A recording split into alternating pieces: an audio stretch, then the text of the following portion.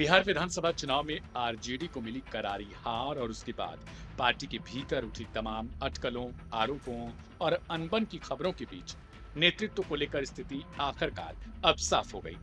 राष्ट्रीय जनता दल यानी आरजेडी ने एक बार फिर तेजस्वी यादव पर भरोसा जताते हुए उन्हें विधायक दल का नेता चुना और बिहार विधानसभा में नेता प्रतिपक्ष बनाया। पटना में पोलो रोड स्थित उनके सरकारी आवास पर हुई विधायक दल की महत्वपूर्ण बैठक में इस फैसले पर आधिकारिक मुहर लगाई गई। लालू यादव ने इस दौरान तेजस्वी यादव का मनोबल बढ़ाया और कहा कि तेजस्वी ने पार्टी को आगे बढ़ाने का काम किया है और आगे भी वही काम करते रहेंगे। लालू प्रसाद यादव ने इस दौरान कहा कि हारी हुई सीटों पर फीडबैक भी लिया गया है और ऐसे परिणामों की हमें आशा नहीं थी। इस बैठक की खास बात यह रही कि हाल के दिनों में उभरी पारिवारिक नाराजगी और राजनीतिक मतभेदों की सभी चर्चाओं पर विराम लगाते हुए लालू यादव, राबड़ी देवी और मीसा भारती खुद इस बैठक का हिस्सा बनी। तमाम खबरों के विपरीत बैठक का माहौल सामान्य दिखा और किसी तरह की कड़वाहट या विरोध के संकेत सामने नहीं आए। ऐसे में साफ संदेश दिया गया कि पार्टी नेतृत्व एकजुट है और तेजस्वी के नेतृत्व पर कोई सवाल नहीं। करीब 4 घंटे चली इस बैठक में आरजेडी ने चुनावी हार की गहराई से समीक्षा की। पार्टी सूत्रों के मुताबिक हार की वजह के तौर पर ईवीएम गड़बड़ी, चुनाव आयोग के कथित पक्षपाती रवैये और सीमांचल में ओवैसी की बढ़ती पकड़ जैसे मुद्दों पर चर्चा की गई। कई विधायकों ने कहा कि चुनाव के दौरान बड़ी गड़बड़ी हुई और इसी कारण ऐसे नतीजे सामने आए।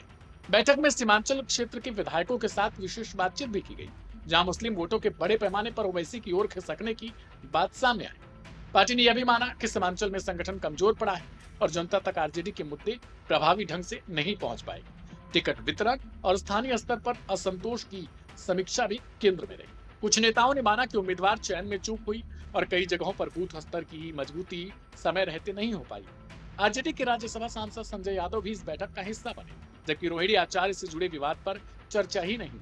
पार्टी का संदेश स्पष्ट था कि पारिवारिक मतभेदों की खबरों को न तूल दिया जाए और ध्यान संगठनात्मक मजबूती पर रखा जाए। चुनावी असफलताओं, आरोपों और आंतरिक उथल पुथल के बावजूद आरजेडी ने नेतृत्व की जिम्मेदारी एक बार फिर तेजस्वी यादव के कंधों पर डाल दी है। पार्टी ने यह भी संकेत दिया कि आगे की लड़ाई तेजस्वी ही लड़ेंगे और संगठन हर स्तर पर नए सिरे से मजबूती लाई जाएगी। सुनवाते हैं आखिर आरजेडी के नेताओं ने इस मीटिंग से निकलने के बाद क्या कुछ बताया। सभी उम्मीदवारों से, सभी विधायकों से राय विमर्श किया। परिणाम जो आए हैं उसके बारे में सबका राय लिया। सभी उम्मीदवारों ने बताया कि चुनाव में आचार संहिता के बाद चुनाव से एक दिन पहले 40-50 हज़ार अकाउंट्स लोगों के, महिलाओं के अकाउंट्स में 10-10 हज़ार रुपये दिए गए और यह कहा गया कि इनको वोट दीजिए आप तो 2 लाख रुपए आप लोगों को मिलेंगे। तो ये सबसे बड़ा कारण रहा। और प्रदेश में काम करने वाले जो प्रवासी हैं उनको ट्रेन से लाया गया। एक दिन, चुनाव से एक दिन, जो छठ में आया है, चुनाव से 1-2 दिन पहले बड़ी संख्या में 20,000 30,000 लोग आए और उन लोगों को भारतीय जनता पार्टी और एनडीए ने उनको खर्चा दे के टिकट बनवाया, पैसा दिया आकर के वोट करने के लिए। इस तरह से लोकतंत्र का गला घोट करके, पैसे से वोट मतदाताओं को खरीद करके, प्रलोभन दे करके इन लोगों ने जीतने का काम किया है। इस पर सभी लोगों ने राय को रखा है। सभी साक्ष्य प्रमाण को मांगने का काम हमारे नेता ने किया है और कहा है कि उचित कार्रवाई इस पर करने का किया जाएगा। दूसरी तरफ हमारे नेता चुना गया आज सभी विधायकों के जरिए, सभी, और नेता विरोधी दल के रूप में भी चुना गया है और इस संघर्ष, इस लड़ाई, इस विचारधारा की लड़ाई को आगे लड़ने का संकल्प लिया गया। पूरी लड़ाई हमारे नेता तेजस्वी प्रसाद यादव जी की हवा थी। उनके नाम पर वोट मिला, उनके नाम पर ही सब कुछ था। इसलिए दूसरे किसी व्यक्ति पर कोई विमर्श करने का कोई औचित्य नहीं बनता है। दूसरे किसी लोगों का पार्टी के में कोई सेक्रीफाइस नहीं देखता है। लोग केवल तेजस्वी यादव जी को ही नेता मानता है, पूरी पार्टी। इसलिए कोई दूसरे पर विश्वास। देखिए, ये आप लोग भी, जो लोकतंत्र की जब गला घोटा जा रहा है तो लोकतंत्र के चौथे स्तंभ मीडिया कहलाते हैं और ये बात सब विदित है कि भाई चुनाव से एक दिन पहले गया। छुपी हुई बात नहीं है कि कोई चोरी छुपे जेब में नहीं ला, खुलेआम डाला गया, सरकार के खाते से डाला गया और खजाना से, जो बिहार की जनता के खजाना से, उससे दिया गया।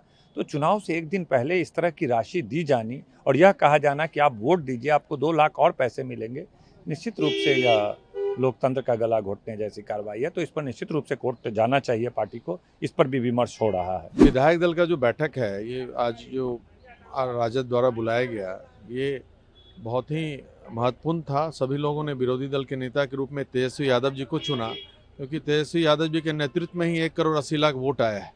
हम लोग को उनके नेतृत्व पे पूरा विश्वास है और चट्टानी एकता के साथ उनके साथ सभी लोग खड़े हैं। और कुछ ये रिजल्ट तो अनएक्सपेक्टेड हैं ही। कोई लोग कहते हैं 10,000 एक आईवॉश है, कारण कुछ दूसरा रहा होगा इसमें। 10,000 के कारण ऐसा नहीं होता, विकास पहले भी किए हैं।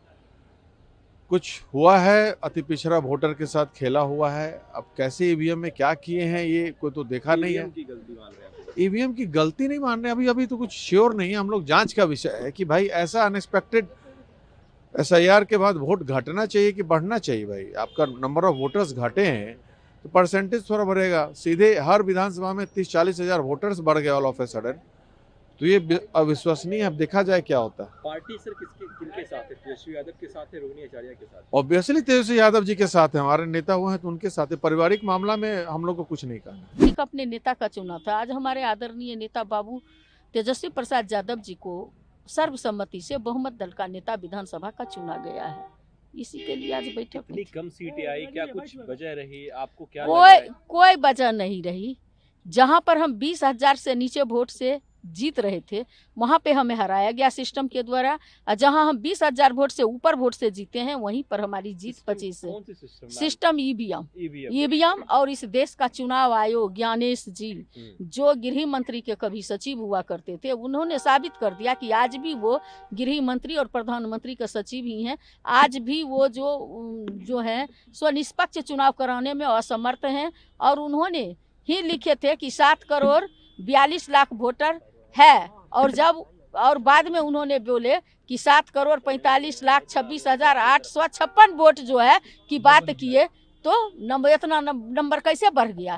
तो इस तरह परिवार में थोड़ी आपसी मतभेद बढ़ी है, तो पार्टी किसके साथ है? रोहिणी आचार्य के साथ? पूरी पार्टी पूरी ताकत के साथ। आज आदरणीय सांसद मीसा भारती जी थी, आदरणीय राष्ट्रीय अध्यक्ष बाबू लालू प्रसाद थे, आदरणीय इस राज्य की पहली महिला मुख्यमंत्री राबड़ी जी थी, और पार्टी के जितने उम्मीदवार चाहे वो जीते हुए हों हारे हुए हों, पूर्व जो हमारे सांसद हैं, जो हमारे विधायक हैं, जो आप देखे होंगे विधान पार्षद हैं, सारे लोगों ने सर्वसम्मति से पार्टी का नेतृत्व तेजस्वी यादव जी को समर्थन दिया, और वही हमारे नेता हैं। और राष्ट्रीय अध्यक्ष जी भी ने उन्होंने अनाउंस करके कहे तेजस्वी जी पर पूरा भरोसा, और उन्हीं के नेतृत्व में हमारी पार्टी काम करेगी। देखिए, हार की वजह हमारी सत्ता तो थी नहीं जो हार की वजह हम सोचेंगे कि हमने कोई काम नहीं किया।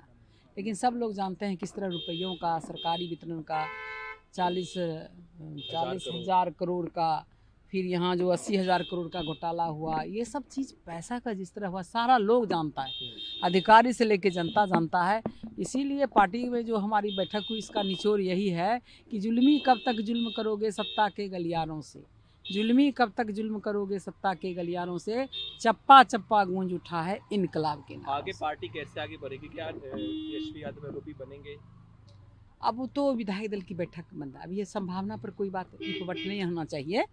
पार्टी किसके साथ खड़ी है? रोहिणी आचार्य के साथ है, फिर तेजस्वी यादव के साथ? देखिए, अभी आप लोगों ने देखा कि बैठक तो तेजस्वी जी ले रहे थे सबका ना, तो परिवार इसमें परिवार का ये पार्टी की बैठक थी, आप समझ लीजिए पार्टी की बैठक थी। रोहिणी जिस तरीके से आरोप वो हम नहीं जानते क्या आरोप लगाए, हम उसका वो सब मतलब एक बात देख ली, हम लोग चुनाव के हार के बाद अपना इतना दुखी हैं कि किसी का न्यूज़ देखने का मन करता, हमको मालूम भी नहीं है। अच्छा जी धन्यवाद।